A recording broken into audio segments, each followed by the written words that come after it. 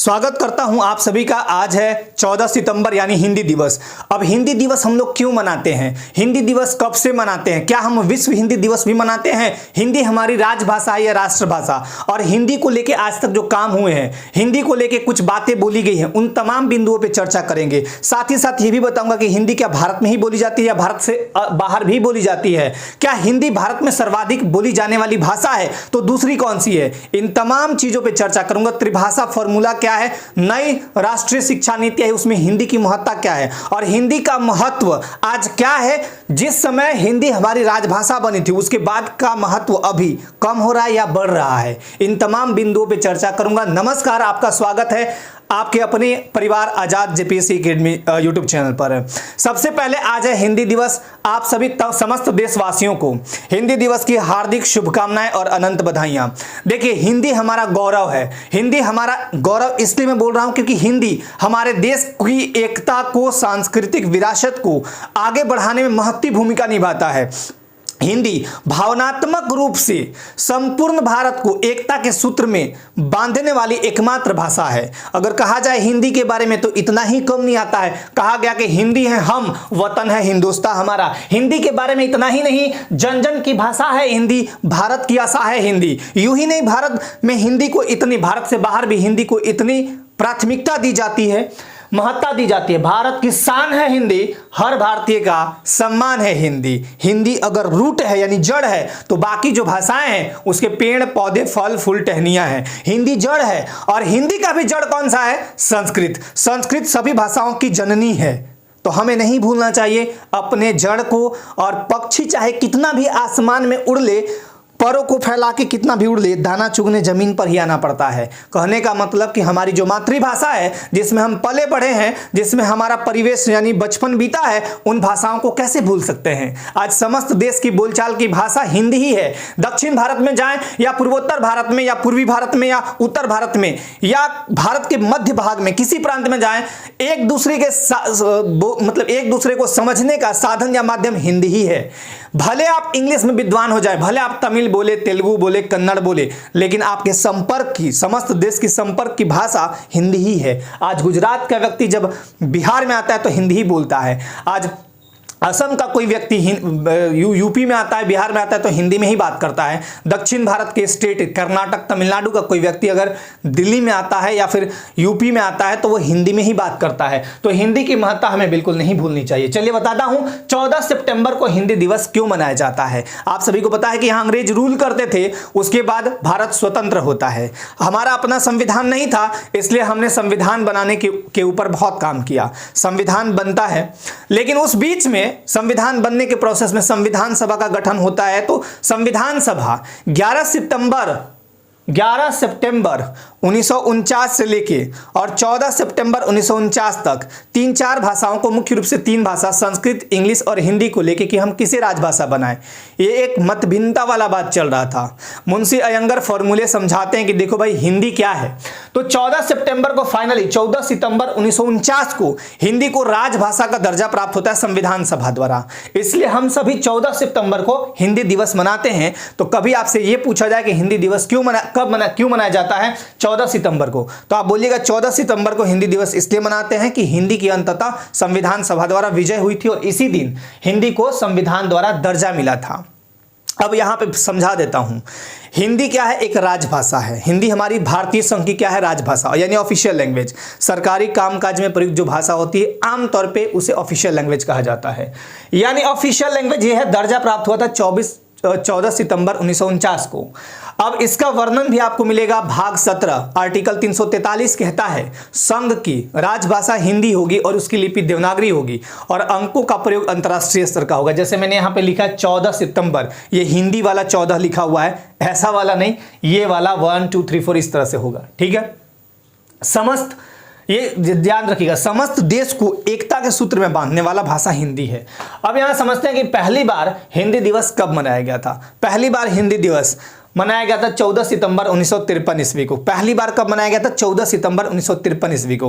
हिंदी दिवस मनाने के उद्देश्य क्या है, क्यों हम हिंदी दिवस मनाते हैं? तो हिंदी दिवस मनाने के पूर्व स्कूल में, कॉलेज में या बहुत सारे सरकारी संगठन हैं, कार्यालय हैं, दफ्तर वगैरह वगैरह, वहां पे हिंदी दिवस, कभी कभी हिंदी पखवाड़ा, हिंदी सप्ताह मनाए जाते हैं। क्यों मनाए जाते हैं? हिंदी के विकास को लेकर, मतलब हिंदी को हम आगे बढ़ाने को लेकर सभी को प्रेरित कर रहे हैं।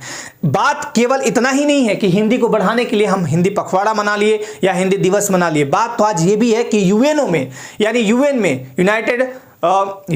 यूनाइटेड नेशंस में हिंदी को भाषा के रूप में मान्यता दिलाने वाले प्रधानमंत्री भी हैं। तो अभी कहने का मतलब कि पहले तो भाषाएं थी, यूएन में बहुत सारी भाषाएं, 6 भाषाएं मुख्य रूप से, अब हिंदी भी आएगा आने वाले टाइम में।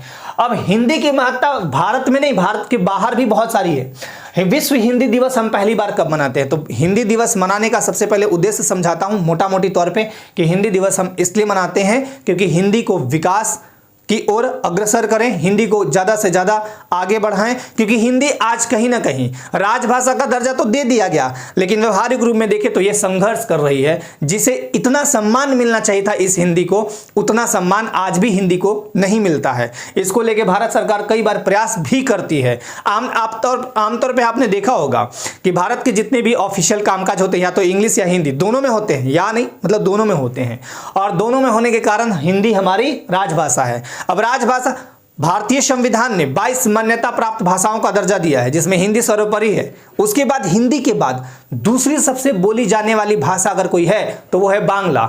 लेकिन बांग्ला संपूर्ण भारत को एकता के सूत्र में नहीं पिरोती है। तो हिंदी दिवस हम लोग मनाते हैं ताकि हिंदी को हम आगे बढ़ाएं और हिंदी के विकास में अपनी भागीदारी सुनिश्चित करें।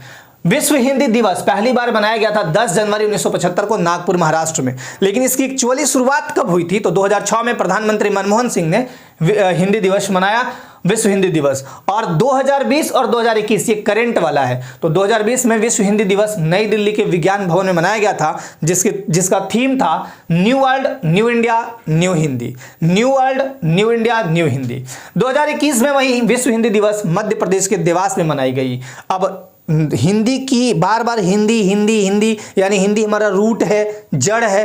क्यों ऐसा कहा जा रहा है? देखिए समझिएगा, निज भाषा उन्नति है सब उन्नति को मूल, निज भाषा उन्नति है सब उन्नति को मूल, बिनु निज भाषा ज्ञान के मिटत नहीं है कसूल। यानी निज भाषा उन्नति है, निज भाषा यानी जो हमारी अपनी भाषा हिंदी है, इसी से हमारी सभी उन्नति होती है, सभी प्रकार की उन्नति का ये मूल है ना, मूल मतलब मेन चीज। तो निज भाषा उन्नति है, निज भाषा से ही सारे भाषाओं की उन्नति होगी। बिनु निज भाषा ज्ञान के, यदि हमें हिंदी का ज्ञान नहीं है, अपनी भाषा का ज्ञान नहीं है, मिटत न हिय कसूल, मतलब हमारा हिय मतलब हृदय में दर्द जो है, वेदना जो है, वो कभी नहीं मिट सकता है। ऐसा भारतेंदु हरिश्चंद्र ने कहा था। अब देखिए, देश रत्न डॉक्टर राजेंद्र प्रसाद के शब्द उस समय के आज कितना महत्वपूर्ण हो गया। जिस देश को अपनी भाषा और साहित्य के गौरव का अनुभव नहीं है वह उन्नत नहीं हो सकता। जिस देश को अपनी भाषा और साहित्य के गौरव का अनुभव नहीं है वह उन्नत नहीं हो सकता। भारत सरकार तो छोड़िए, हर स्टेट गवर्नमेंट आज हिंदी को बढ़ाने में अपनी महत्ती भूमिका निभाते नजर आता है। भारत सरकार हिंदी को लेके या भाषा को लेके साहित्य के क्षेत्र में प्राइज भी कई बार देती है, कई बार लेखक कवियों को प्रोत्साहन राशि भी देती है। राष्ट्रीय व्यवहार में हिंदी को काम में लाना देश की उन्नति के लिए आवश्यक है। राष्ट्रीय व्यवहार में अगर हम हिंदी को काम में लाते हैं तो देश की उन्नति होगी, ऐसा महात्मा गांधी जी भी नहीं कहा था। हिंदी का प्रचार और विकास कोई नहीं रोक सकता है, ये पंडित गोविंद बल्लभ पंत कहते, और ये बात आज चरितार्थ होती है। क्यों चरितार्थ होती है? आज हिंदी का देखिए कितना विकास हो रहा है। लेकिन इस विकास में कहीं ना कहीं एक चूक है, वो ये है कि हिंदी आज प्रतिद्वंदिता के दौर में आज थोड़ा सा इसको और जितना मिलना चाहिए था, मतलब कहने का मतलब हिंदी राजभाषा का दर्जा जरूर प्राप्त है, लेकिन जिस रूप में हिंदी को होना चाहिए था आज भी वो एक्चुअल रूप में नहीं है। तो हम सब भारतीयों का यह फर्ज बनता है कि हम सब इसे बढ़ाएं।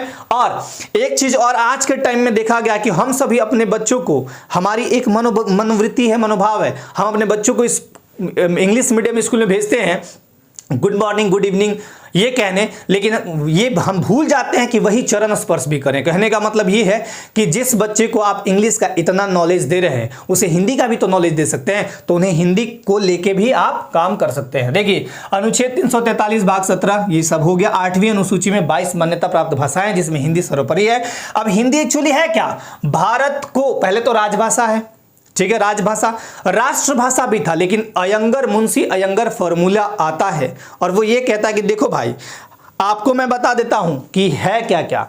हिंदी भारत की राष्ट्रभाषा नहीं बल्कि राजभाषा है। मुंशी अयंगर फॉर्मूला ये आता है और कहते हैं कि अब राष्ट्रभाषा क्या होता है समझाता हूं। संपूर्ण देश की, समस्त देश की बोलचाल की भाषा जिसमें एक दूसरे को समझ सकते हैं वो राष्ट्रभाषा होती है। किसी भी देश की संस्कृति और सामाजिकता को जोड़ने वाली भाषा जो होती है वो आपकी राष्ट्रभाषा होती है। समस्त देश में, यानी कोई भी एक देश है जिसमें अधिकांशतः लोग जिस भाषा का प्रयोग करते हैं बोलचाल के लिए वो राष्ट्रभाषा होती है। ऑब्वियस सी बात है कि राष्ट्रभाषा रही थी, ऑब्वियस माफ कीजिएगा, मतलब स्वाभाविक सी बात है कि राष्ट्रभाषा रही थी हिंदी, और हिंदी आज भी अगर देखा जाए तो राष्ट्रभाषा है, लेकिन इसका संवैधानिक वर्णन कहीं नहीं है। राष्ट्रभाषा का मतलब समझिए, मैं राष्ट्रभाषा यूज क्यों कर रहा हूं। ये मुंशी अयंगर फॉर्मूला है और डायरेक्टली कहे कि देखो भाई राष्ट्रभाषा नहीं है। अब मैं कह रहा हूं कि राष्ट्रभाषा किस रूप में है। जब ये सारे फॉर्मूले आते हैं और इंप्लीमेंट होते हैं तो आप कह सकते हैं, है ना, कह सकते हैं। जैसे नीति आयोग क्या है, संवैधानिक उल्लेख नहीं है लेकिन काम करती है। तो भारत की जो भाषा हिंदी है वो राजभाषा है, ना कि राष्ट्रभाषा, ये समझ लिए। अब भारत को भावनात्मक रूप से एकता के सूत्र में बांधने वाली एकमात्र भाषा हिंदी है। विश्व में 43 करोड़ से भी ज्यादा लोग बोलते हैं हिंदी। आदि जननी हिंदी की संस्कृत है, लिपि इसकी देवनागरी है जिसको वैज्ञानिकता प्राप्त है आज के टाइम में। Nepal, Mauritius, Fiji, Sri Lanka, Suriname, Guyana देशों में भी हिंदी व्यापक तौर पर बोली जाती है। भारत में सर्वाधिक बोली जाती है। अब त्रिभाषा फॉर्मूला जब आया, त्रिभाषा फॉर्मूला में क्या था, हिंदी इंग्लिश तो रहेगा ही रहेगा, एक आप अपने यहाँ का क्षेत्रीय भाषा रख सकते हैं। उसके अतिरिक्त न्यू एजुकेशनल पॉलिसी में जो आया उसमें भी यही बात थी कि भाषा को लेके भाषा को ही बढ़ावा देंगे। यूएन में भी हिंदी आज के टाइम में, बहुराष्ट्रीय कंपनियों में भी हिंदी का यूज होता है। जितने भी आप देखे होंगे अभी मोबाइल में देखिए हर एप्लीकेशन में लगभग हिंदी इंग्लिश सब आते हैं। अभी आप कोई भी बड़े बड़े कंपनी जो है उसमें जब इनरोल करते हैं तो हिंदी इंग्लिश दोनों आते हैं। झारखंड में हिंदी का एक दुर्भाग्य ये है कि हिंदी को लेके झारखंड में उच्च न्यायालय में केस चल रहा है। हम सभी को नहीं भूलना चाहिए कि हमारी जड़ क्या है, हिंदी। एक कहावत है कि आब आब कह पूता मर गए सिरहाने का पानी। आब आब मतलब, आब का मतलब होता है पानी। बाहर में एक बच्चा गया था लड़का और विदेश से आया था, आब मतलब होता है पानी, लेकिन उसके घर वालों को ये नहीं पता था कि आब मतलब पानी होता है। वो अगर बोलता कि पानी पानी, वो बीमार था, चारपाई पे लेटा हुआ था और आब आब कह रहा था, उसके घर वाले समझ ही नहीं पाए आब मतलब होता क्या। वो कहता कि पानी पानी, तो पानी उसको मिल जाती और पानी वही लोटा में नीचे रखा हुआ था सिरहाने। आब आब कह पूता मर गयो, मतलब पानी पानी कह कर, पूता मतलब होता है बच्चा या बेटा, मर गयो, सिरहाने का पानी मतलब सिरहाने में पानी रखा हुआ था। तो हमें कभी भी अपनी सभ्यता संस्कृति को नहीं भूलनी चाहिए। जहां से हमारी उत्पत्ति होती है उस जड़ को कभी नहीं भूलना चाहिए। पक्षी कितना भी आसमान में उड़ ले, जमीन चुगने दाना पर ही दाना चुगने जमीन पर ही आना पड़ता है। झारखंड में हिंदी का दुर्भाग्य यह है कि इसको लेके कोर्ट केस किए जाते हैं और कोर्ट डांटती है और सरकार को कहती है कि हिंदी क्यों हटाए। तो एक दुर्भाग्य है और हम सभी झारखंड वासियों या देशवासियों को हिंदी का पूरा सपोर्ट करना चाहिए। और हिंदी को लेके ये नहीं कि 14 सितंबर आया हिंदी दिवस मनाए हो गया। हम सभी का ये कर्तव्य बनता है कि हिंदी को आगे बढ़ाने में अपनी भूमिका दिखाएं, अपनी भूमिका निभाएं। तो इसी आशा के साथ कि आप सब हिंदी को आगे बढ़ाने में अपनी अपनी भूमिका जरूर निभाएंगे। एक बार पुनः आप समस्त देशवासियों, झारखंड वासियों को हिंदी दिवस की हार्दिक शुभकामनाएं, हार्दिक बधाइयां। आज के लिए बहुत बहुत धन्यवाद। एक बार सभी को जय हिंद।